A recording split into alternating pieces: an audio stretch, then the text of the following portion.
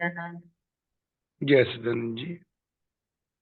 दंडोत वंदना मेरी अनेक बार सर्व कला समरथ डोलन तेरा को प्रभु नानक दे कर हाथ ज्ञान अंजन सतगुरु दिया अज्ञान अंधेर विनाश हर कृपा ते संत बेटियो होया मन परगास तुझे की अरदास हमारी यो पिंड सब तेरा जय नानक सब तेरी वडियाई कोई नाव न जाने मेरा मैं खोटा साई खरा मैं अंध का भंडार मैं अपराधी आत्मा साई शरण संभाल मैं अपराधी आत्मा सतगुरु बख्शनहार।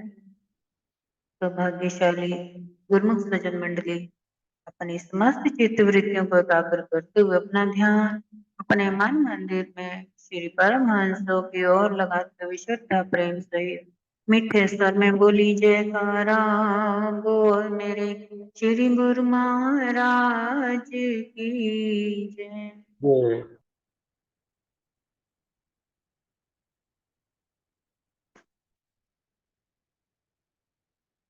सिमरन ऐसा करो दिन राती सिमरन ऐसा करो दिन राती मन मंदिर में जग जाए बाती मन मंदिर में जग जाए बाती तब मिलियो प्रीतम प्यारा प्रीतम प्यारा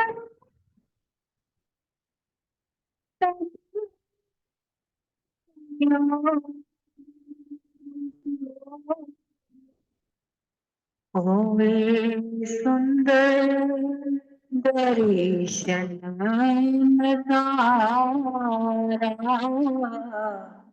होवे सुंदर दर्शन नजारा। गुरुमुखो सिमरन तीन प्रकार से होता है। पहला सिमरन है जो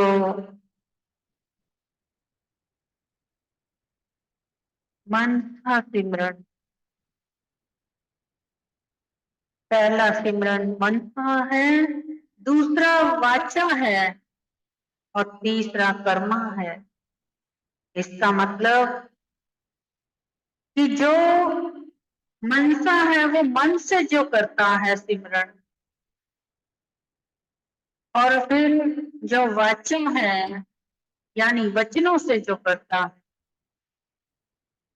और तीसरा कर्मा है जो अपने कर्मों के साथ करता है, यानी कि जैसे जैसे कर्म उसके अंदर होते हैं उसी प्रकार का उसका सिमरन होता है।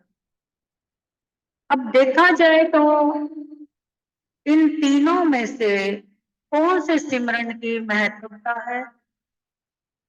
महत्वता तो देखा जाए तीनों सिमरन की है, लेकिन तीनों में जो सफल सिमरन है वो है मनसा सिमरन, जो मन से किया जाए। क्योंकि जो अगर हमें कोई जैसे शरीर में कहीं दर्द है, तकलीफ है, कोई हमें अगर दवाई देता है कि ये दवाई खा लो इससे आराम आ जाएगा, तो हम उस वक्त क्या करते हैं, उस दवाई पर इतना यकीन कर लेते हैं अंधा विश्वास कर लेते हैं, ये सोचकर कि ये डॉक्टर ने दवाई दी है कि अवश्य हमें ठीक करेगी। तो वो दवाई जो है हम मन से, लगाव से और विश्वास से उसको खाते हैं और वो दवाई हमें ठीक उसी प्रकार से लग भी जाती है और हमारी दर्द भी, शरीर की पीड़ा ठीक हो जाती है। इसी प्रकार जो सिमरन है, अगर हम मन में विश्वास रख करके करते हैं तो वो सिमरन हमारा, चाहे आप भले ही 1 सेकंड का करें, 2 सेकंड का करें, 5 मिनट का करें, कितने मिनट का भी करें, वो सिमरन आपका अवश्य आपको असर उसका होना आरंभ हो जाता है। जैसे हम हवाई जहाज में बैठते हैं तो क्या हम इस बात का डर रखते हैं कि कौन चला रहा है, हमें कहीं गिरा ना दे। हम बस में बैठते हैं, चाहे किसी गाड़ी में बैठते हैं, ट्रेन में बैठते हैं, लेकिन हम कैसे विश्वास के साथ निर्भय होकर के बैठते हैं, ये सोच करके कि हम अपनी मंजिल पर पहुंच जाएंगे। लेकिन हम ये तो नहीं सोचते ना कि जो गाड़ी चलाने वाला है वो कैसे चलाएगा, कैसे हमें लेके जाएगा, हमारी मंजिल तक पहुंचाएगा, कहीं हमें रास्ते में गिरा ना दे, कहीं हमारे साथ कुछ ऐसा वैसा एक्सीडेंट ना करा दे। ये बातें हमारे अंदर नहीं आती ना। हम उस ड्राइवर पर कितना यकीन करते हैं जबकि उस ड्राइवर को हम जानते भी नहीं, उसको देखा भी नहीं। क्या पायलट जो जहाज में बैठा है, पायलट जहाज चला रहा है, हम उसको देखते हैं कभी? हम बिना देखे ही जहाज में बैठ जाते हैं और जहाज आकाश में उड़ा करके वो ले जाता है और हमें दूसरे देश में फटाफट से पहुंचाता है और निर्भय होकर हम बैठे हुए, उड़ान भरते हुए हम अपनी मंजिल पर पहुंच जाते हैं। ऐसे ही जब सिमरन करते होते हैं, सिमरन में आप अपने प्रभु पर विश्वास और नाम का जो शब्द है उसके ऊपर अगर विश्वास रख करके मन से सिमरन करें, अवश्य आप अपनी मंजिल को पा लेंगे। क्योंकि वाचा सिमरन जो है, यानी वचनों से जो बोलते हैं, वो तो एक हमने रटना लगी, रटन रट करके हम रट गए तो रटना के लिए हो गया। और दूसरा जो कर्मों से है, वो तो जैसे जैसे हमारे ऊपर समय का कोई असर प्रभाव अच्छा बुरा पड़ता है तो हमें गुरु की याद आती है और हम बैठ जाते हैं, या हमें कोई लालच हो मन में तो हम बैठ जाते हैं। लेकिन जो मन का सिमरन है ना, ये हमारी मंजिल तक हमें पहुंचा सकता है। अब जैसे देखा जाए तो पेन में जिस रंग की स्याही होगी उसी रंग की लिखावट होगी। इसी प्रकार मनुष्य के अंदर जिस प्रकार के विचार होंगे उसी प्रकार के कर्म भी होंगे। अगर हमारे अंदर रात दिन जाप का विचार चलेगा, जाप का ही ध्यान रहेगा, बाकी संसारी बातों का ध्यान ना रहकर केवल हमें नाम का ध्यान रहेगा, तो हमारा आचरण वैसा हो जाएगा और हमारी बातें करने का ढंग, तौर तरीके सब वैसे ही होते जाएंगे जिस प्रकार का हमारा अंदर के विचार होंगे। गुरुमुखो, हर इंसान चाहता है कि नाम से जुड़े, नाम की कमाई करें, लेकिन ये नाम जो है ये हर किसी को अंदर से नहीं जगा सकता। जैसे कि एक दवाई डॉक्टर की किसी को लग जाती है, किसी को नहीं लगती। इसका कारण क्या है? इसी प्रकार नाम किसी को लगता है, किसी को नहीं लगता। क्यों? क्योंकि शुरुआत जो नाम की, जिस वक्त आपने नाम लिया, जिस वक्त आपने डॉक्टर से दवाई ली, आपने उसके ऊपर यकीन नहीं रखा। नाम तो ले लिया, लेकिन अंदर से ना आप डोले हुए जैसे होते हैं ना, डोल जाते हैं। इंसान सोचता है तो पता नहीं नाम से कोई इसका असर भी होगा कि नहीं। इस प्रकार से अगर नाम लेंगे तो नाम का असर भी नहीं हो पाता। अब विश्वास चाहिए सिर्फ नाम में। जैसे एक बार की बात है, एक हजरत मूसा थे। वो हजरत मूसा जो थे, वो खुदा से उनकी हर वक्त बात होती रहती थी। तो एक बार वो जा रहे अपने खुदा से बात करने, तो रास्ते में एक स्त्री मिली। उसने हजरत मूसा से कहा कि हजरत मूसा, आपकी तो बात हर वक्त खुदा से होती रहती है, तो मेरा भी एक संदेश देकर के पूछना खुदा से कि मैं निसंतान हूँ, तो मेरे घर में संतान कब पैदा होगी। तो हजरत मूसा ने कहा ठीक है।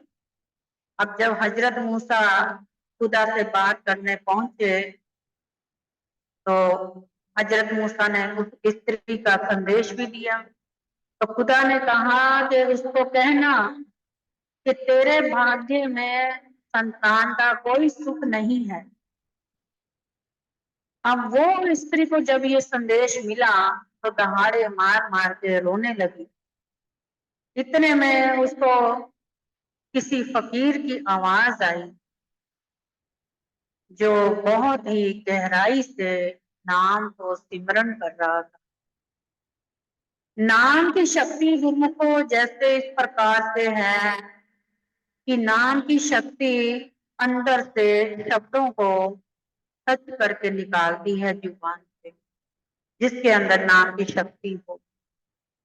तो उस स्त्री के मन में आया कि ये जो फकीर हैं, क्यों ना मैं इनसे पूछूं, इनसे बात करूं। वो फकीर के चरणों में जाकर के गिर पड़ी, रोने लगी। तो कहने लगी, क्या मैं सारी उम्र बिना औलाद के रहूंगी? क्या मेरे भाग्य में औलाद नहीं है? तो उस फकीर ने उसको आशीर्वाद दिया कि जा, जो एक रोटी मेरे को खिलाएगा उसको एक संतान दूंगा। अब वो स्त्री इस बात से बड़ी खुश हुई। उसने घर जा करके फटाफट से रोटी बनाई, बड़ी श्रद्धा प्रेम भाव से उस फकीर को खिलाई। तो उस फकीर का उसको आशीर्वाद मिला कि तेरे घर में एक औलाद अवश्य होगी, और जो औलाद भी नामी कामी होगी। अब जब उस स्त्री के घर में औलाद हुई, तो उसने उस रास्ते में मिले हजरत मूसा से कहा कि तू बता, तूने तो कहा था कि तेरे खुदा ने तो कह दिया कि मेरी भाग्य में कोई संतान ही नहीं है, तो ये अब मेरे घर में जो खिलखिलाता नन्हा सा प्यारा सा बेटा खेल रहा है, ये कहाँ से हुआ। तो हजरत मूसा भी हैरान कि ऐसे कैसे हो गया, क्योंकि खुदा तो कभी झूठ नहीं बोल सकता। तो खुदा ने ही इस बात का जिक्र किया था, तो क्यों ना मैं जाके खुदा से पूछूं। अब वो गया खुदा के पास, बात की। तो खुदा ने क्या जवाब दिया कि तेरी बात का जवाब मैं कब दूंगा, पहले तू एक काम कर। वो क्या? कि मुझे मांस यानी कि मांस के टुकड़े चाहिए, तो वो ला करके दे। कोई इंसान के मांस के टुकड़े हों, वो ला करके दे मुझे।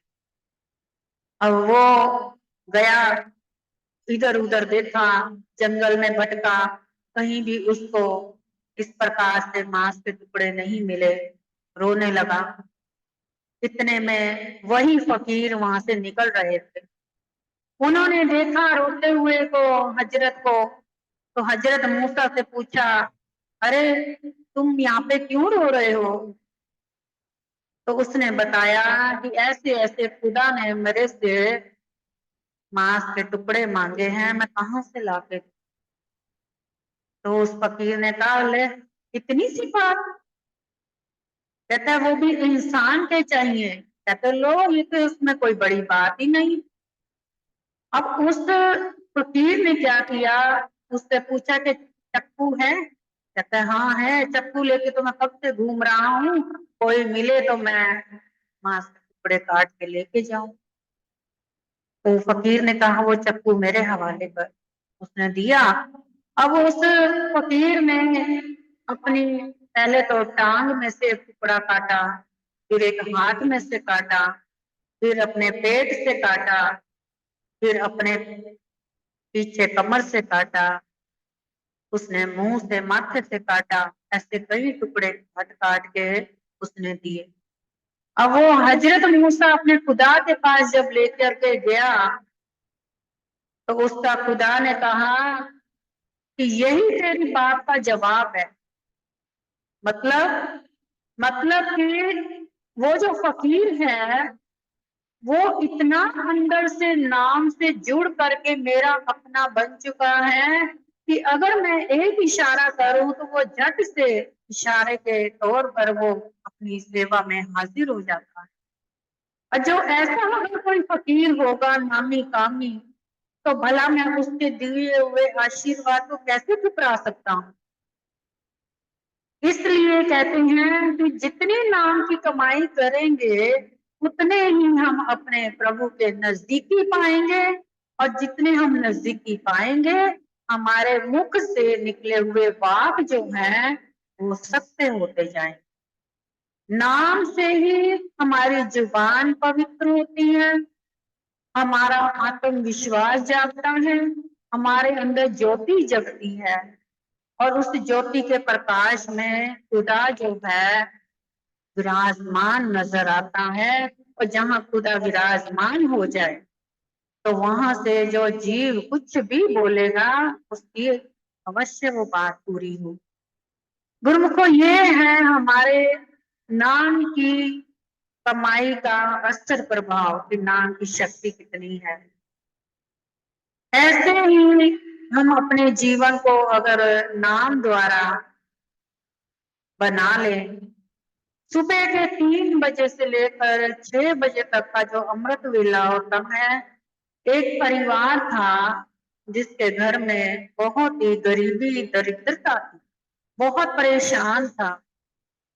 तो उसने अपने गुरु से जाकर के पूछा कि ये मेरी गरीबी कब मिटेगी। उसके गुरु ने इशारा दिया कि जो सुबह 3 बजे से लेकर 6 बजे का समय है, उस वक्त सारा परिवार बैठ करके प्रभु का गुणगान करो, नाम जपो, अवश्य आपकी मुरादें पूरी होंगी। वो परिवार जैसे जैसे करके पूरा परिवार सुबह उठकर अमृत वेला जब करने लगा, धीरे धीरे उस परिवार में इतना परिवर्तन आया कि घर में बरकत, प्रभु की रहमत, कभी किसी का काम बन बन गया, कभी किसी की शोहरत बन गई, कहीं से कुछ आ गया, कहीं से कुछ आ गया। यानी कि नाम की इतनी बरकत पड़ी कि घर में किसी भी चीज की कोई कमी ही नहीं रही। इस प्रकार से गुरु को हम भी अपने जीवन में नाम द्वारा अपने जीवन का उद्धार करें, और अपने प्रभु की कृपा के पात्र बनते हुए जीवन का आधार करें। बोलो जयकारा, बोल मेरे श्री गुरु महाराज।